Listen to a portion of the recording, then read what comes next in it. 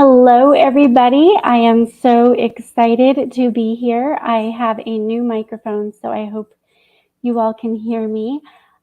This is Time to Shine. I will be hosting guests on this channel regularly to just give an opportunity to shine and share what they do best and hopefully light the spark and excitement in other people.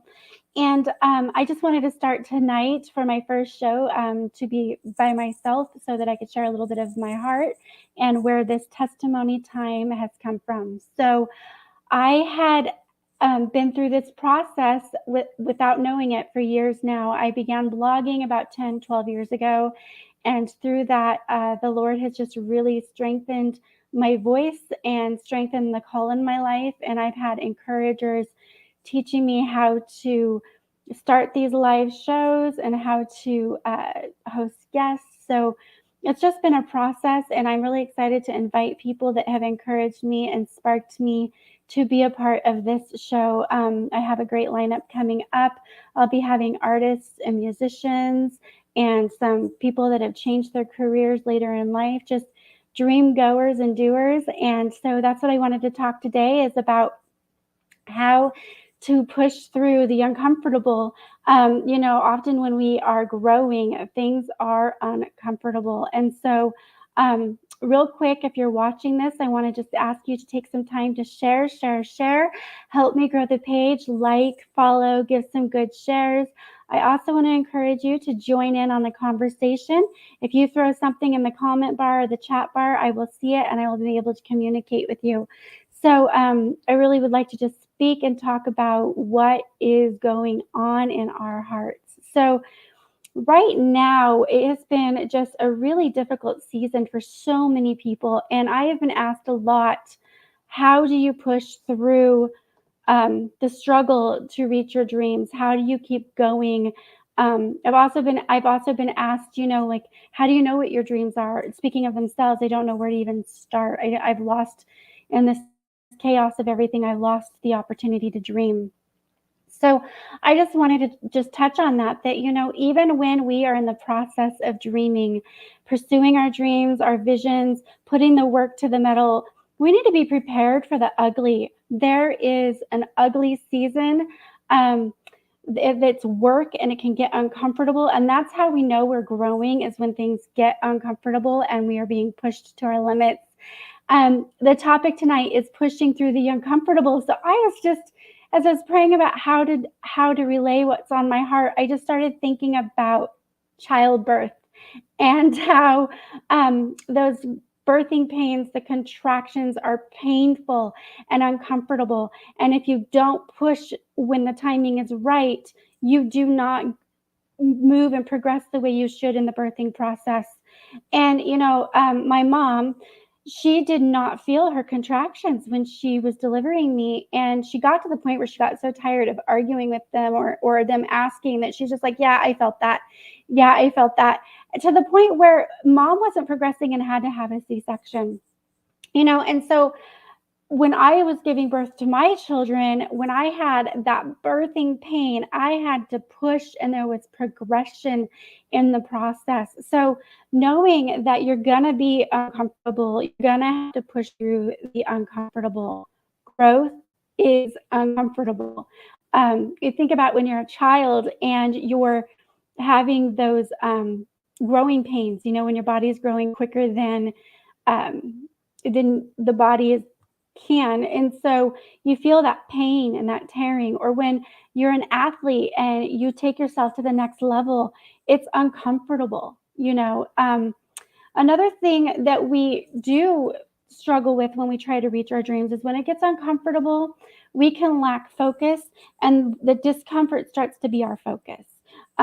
How we struggle becomes the focus. And so that's how one of the things we'll get out of our viewpoint is we'll start focusing on self rather than the vision. So if I would have been focusing on all of the embarrassing moments of my beginning of my journey of art, or sharing my lives, even now I'm stumbling over some of my words. The first time I spoke in a room, if I looked at that focus on myself, I would have continued to hide and shrink away because in my own power, I'm not very inspiring or influential in my own way, and I can get in my way if I'm focusing on me rather than my motive and my mission.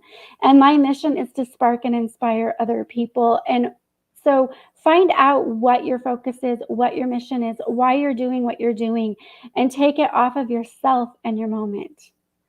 Another thing that can stop us from reaching our dreams and that we need to push through is procrastination.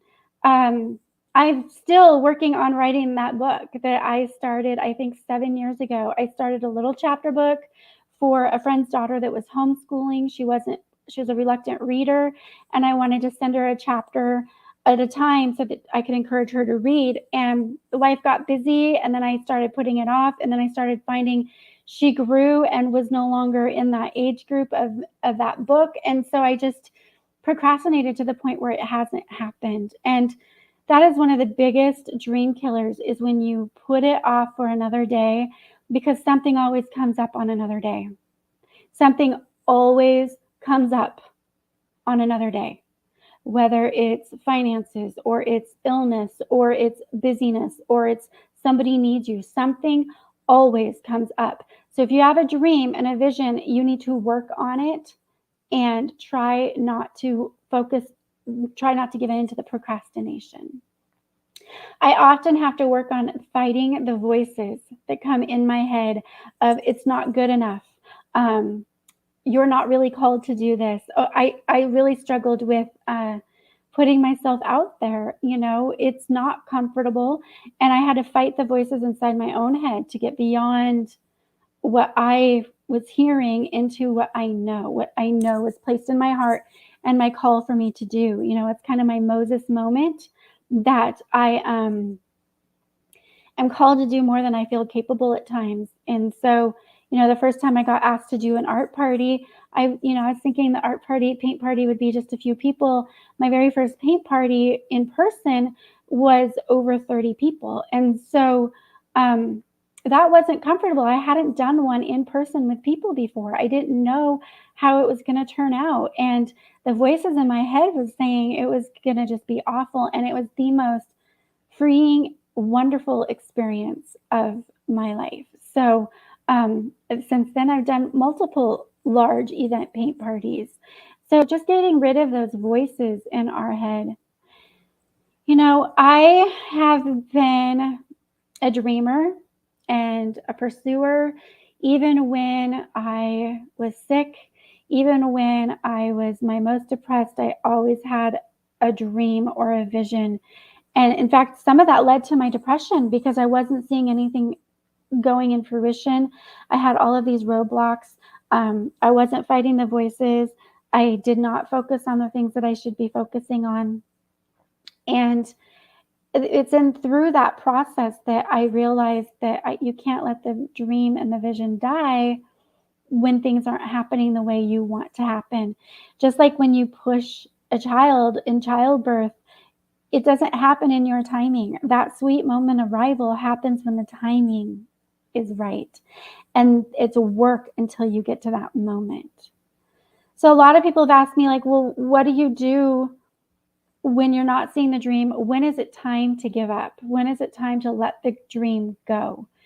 My answer to that would be when it's no longer a passion or a drive or something that you want to do. If you're not feeling that tugging, like God is calling you to it, and it was just a natural desire, and now that desire is gone, it is okay to move on to the next thing planted in your heart, because sometimes that dream planted in you was not for the purpose that you might feel that it's for. And in the preparation, you're being equipped for a different dream. When I was blogging, it wasn't for my blog. It was preparation for me to be comfortable writing. It was preparation for me to be comfortable reaching out to people.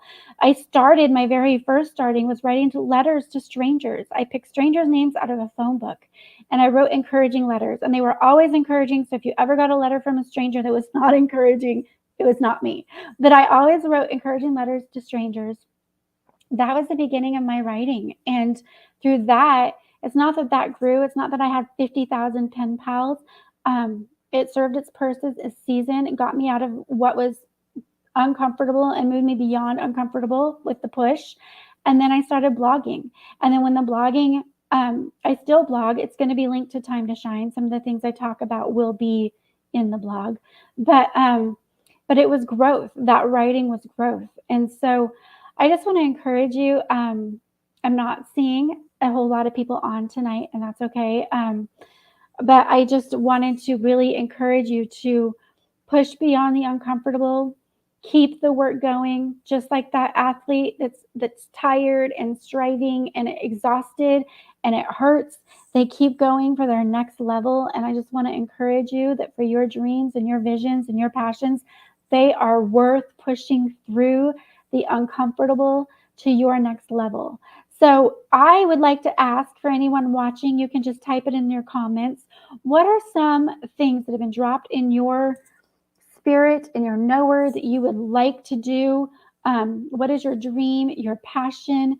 Let's share. Like, what are some questions that you might have, some encouragement that you might wonder about? When I first started with the art, I was actually going to show some pictures of my beginning art and then the art that I do now. And I know I've got so much farther to go. But it was not spontaneous, spectacular. My art still has a long way to go to get to be spectacular. But, I saw somebody else's art in an art gallery or in a wine tasting room.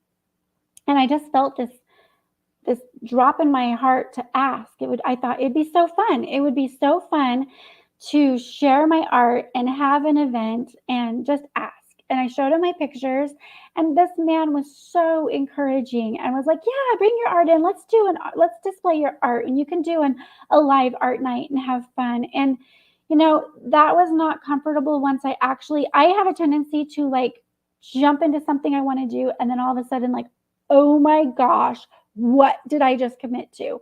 Am I ready for this? And usually the answer is no, I'm not ready for this. But I've committed, and so I'm going to do it now. And they always turn out well, even if they were not perfect.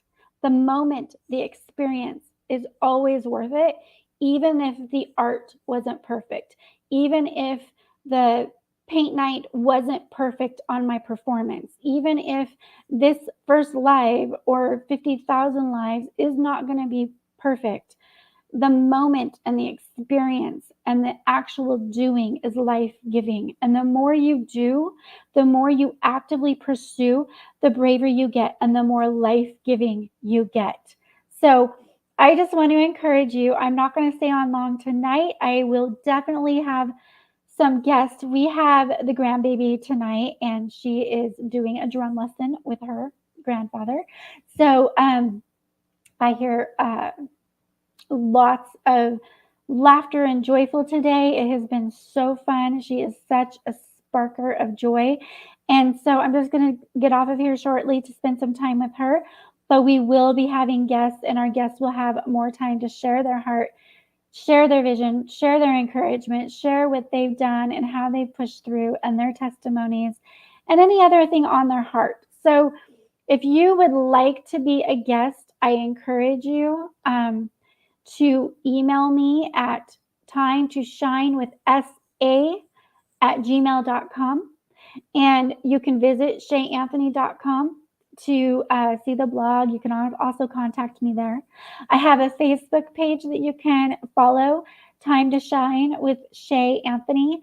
And I'm just very excited about what this year is going to bring. I'm excited about the people the Lord is connecting me with and giving me the opportunity to share a platform where they can shine and light the spark and hopefully encourage others. So may you just have an incredibly blessed evening. And don't forget to like, follow, subscribe, share, and let me know that you are hearing and any topics that you would like covered. So again, you have a wonderful night.